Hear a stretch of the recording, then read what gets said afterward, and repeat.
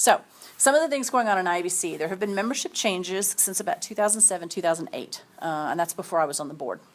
At that time, from what I understand, the board started going, because all associations are doing that, going, things are changing, not just for IABC, but for everybody. And if you remember, like from about 2005 on, social media really started picking up steam.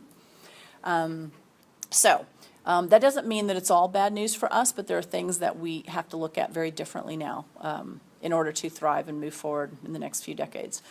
Where we're growing and shrinking, and I showed you some of that before, we are growing a little bit in Europe, some in Asia Pacific. We have tons of opportunity in Latin America, which I think is about to start popping. You'll probably see that over the next few years. We have more issues in USA and Canada. That's where we have issues, and that's our bread and butter, because that's where we started. Some of that is based on membership changes. Some of that's based on issues we've had within the association. It's a combination of things. The good news is that remember I told you we look at membership, and the money actually gets parsed out over, I forget how the accountants do it, but over month by month. So when we looked at it, we're like, we're not meeting our membership numbers. But when we actually went back and started tracking things, we've had to do some of that manually because of the IT issues, our membership's starting to pick up again. Corporate membership is actually surprisingly growing and one of our biggest sources now. Corporate membership now makes up 29% of our membership, which is huge.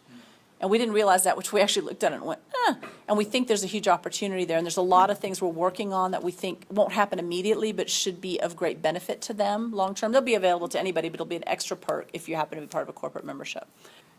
Chapter and regional leadership all has challenges. Having trouble getting people to sign up and become leaders, I know. And I know you're going through the same thing. Everybody's going through it. Like I said, Toronto's going through it. Everybody's going through it. Some of this is a simple fix.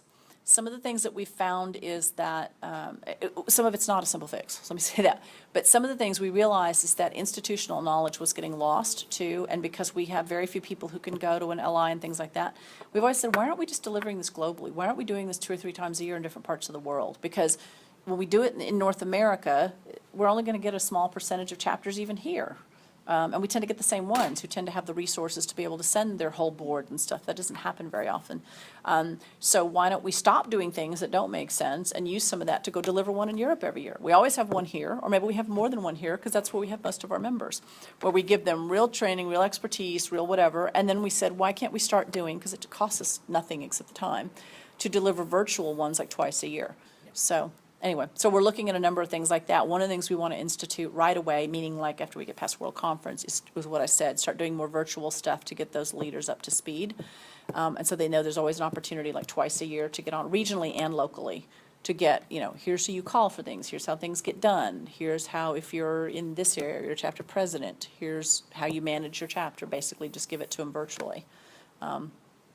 So we're headed that way. It shouldn't cost us any money to do that. It's just getting the staff in the habit of now doing it and getting some of our leaders to be part of those. Mm-hmm. This all started 3 or 4 years ago, the career roadmap, the career content and community, which is what, when you go back and look at the trends, what members are saying they want and what communicators say they want. So we've had people working on a whole number of areas around this. One is the global principles. Some people call them the global standards, but global principles for the profession.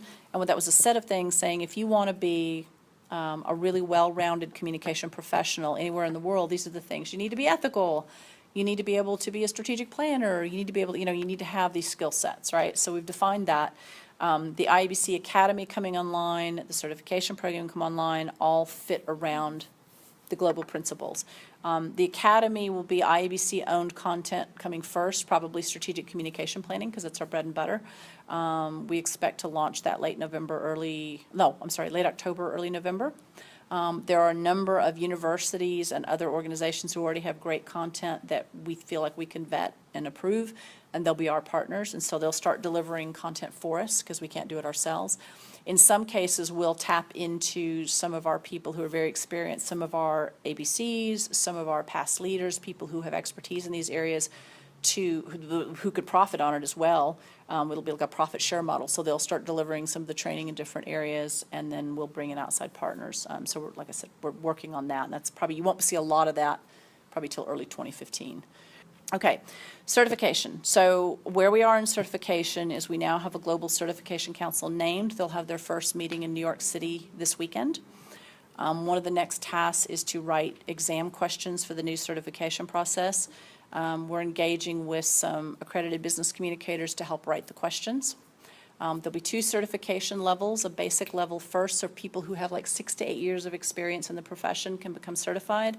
And then we'll have a more senior level that comes online later that is akin to the experience level you'd expect with our ABCs, somebody's more senior level experience. Once that, it's a little confusing when we talk about this, so there's IABC certification program and then there's ISO certification. So one of the things, to the earlier point about being on par with other professions, is to become ISO certified. There is no organization that has this yet. There are others who are working on it. We think we're ahead of everybody right now. We think we're farther along. It's not like it's totally a competition, because we're not going to suck all these people out of PRSA and CIPR and UK or whatever, but we do think we're ahead in terms of how far we've gone. Once we've run our certification program for a couple years and we have some people going through the program and it starts to grow, then we're eligible to apply for ISO certification on top of that. So that's what we're really after long term, because that's something that, based on all the research we've done, is globally recognized. People all around the world go, oh yeah, ISO, because lots of people have ISO standards in all kinds of other areas. Why shouldn't we have it for our profession? So that's what we're shooting for. It's going to take a while. There's a tool, it's not online yet, but a career assessment tool that will be online as we get the new website going. Well, people who are not sure what kind of career path they want can go on and say, I got my degree from the University of Texas at Austin, I live in Dallas, Texas, this is what I do right now, these are my previous jobs. It'll ask a whole lot of questions. Based on that, it'll come back to you, and of course it's going to promote some IBC stuff, but it'll also promote things that are not IBC. Because what we've said is, it's a different world now. Let's be here for the greater good of the profession. Whether or not you ever become a member, let's be here and hope that other people will use our services even if they never become members. Gold Quill and awards alignment. So Gold Quill was revamped last year, and now we took out a layer of judging and we just went straight on to the blue ribbon panels, but instead of having 1, we now have 5 around the world, and they're also able to do this virtually. So because we have an online system that works well, which was a nightmare last year, but now we have a new system that works really well, we can have people paired up. So I could be paired up with somebody in the United Kingdom that I never see, and he and I could be judging something simultaneously, right, and sharing feedback and whatever, which is really great. All right, so this is one of the cool things. You guys were talking about memberships, and this is going to take a little while, but obviously we need to attract young professionals, and it's harder and harder to do. But I have found over the last year that cliche about, well, millennials aren't interested is not true. I've met some really phenomenal young professionals who do want to be part of IBC. We might have to reach them a little differently, but we have some who are coming online as chapter leaders, and they're great. And so I think our future opportunities are very bright. But we need to start attracting them into IBC and letting them see the value of those relationships sooner. So one of the things we're talking about with the change of the IBC Research Foundation back to just the IBC Foundation, we're not just focused on research now, we're focused on anything that makes sense for IBC, anything that we need to do. We're looking at, it's going to take a while, we're looking at offering future paid internships that will support primarily our corporate members to start. We may be able to go beyond that eventually.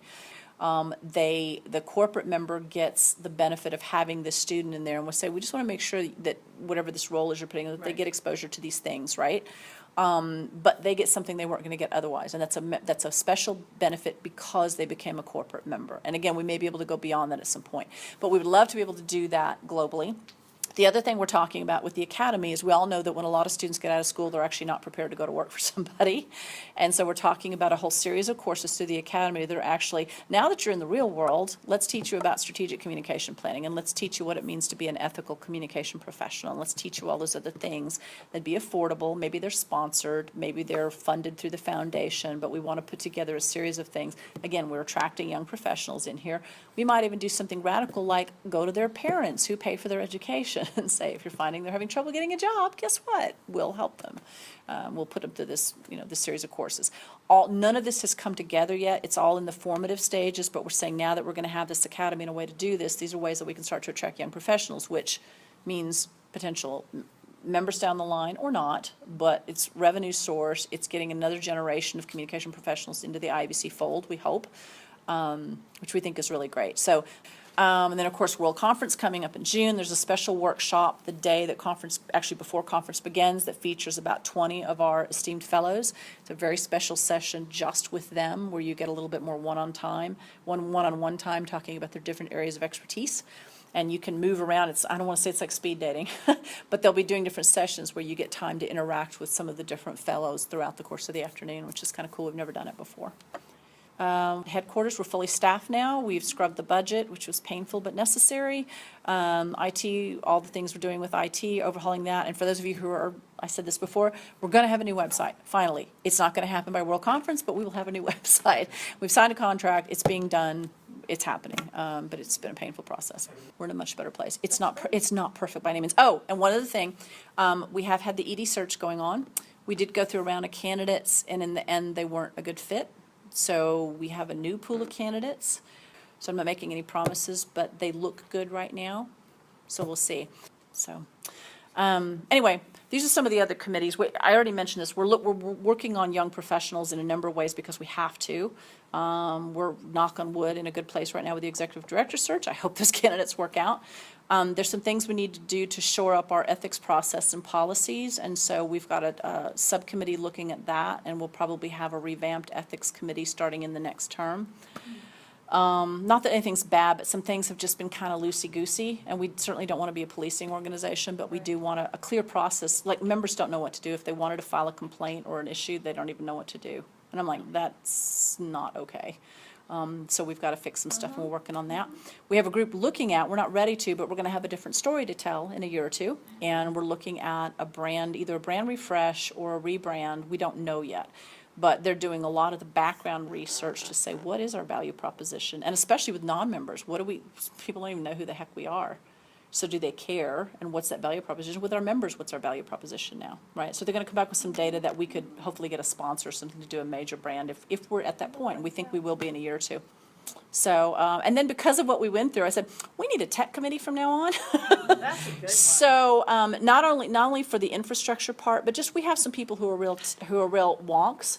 Right? Would you like to be on that? Oh, okay, yes. I will sign you up. Absolutely. I have a few other people around the world who are just on top of trend and Yep. stuff, because we all say, oh, we're fabulous. And it's like, well, some of us aren't. I'm in my 50s. I'm like, I joke about being a techno-peasant. I'm fairly tech savvy. I've worked for a lot of tech organizations.